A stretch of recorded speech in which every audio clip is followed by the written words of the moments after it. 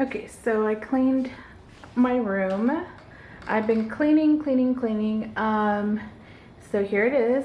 This is my little house that I come in. It's like on the side of my main house, the big house. I come in here and I work on my orders away from everybody. No kids allowed in my shop at the moment. My babies stay in the house. They're not allowed to come in here.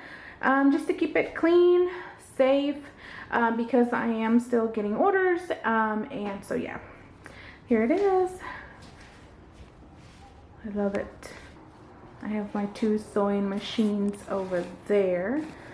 I know, I don't even know why I have 2, but that was, the husband got me an embroidery one and I have a sewing one. So yeah, I really love coming in here and creating.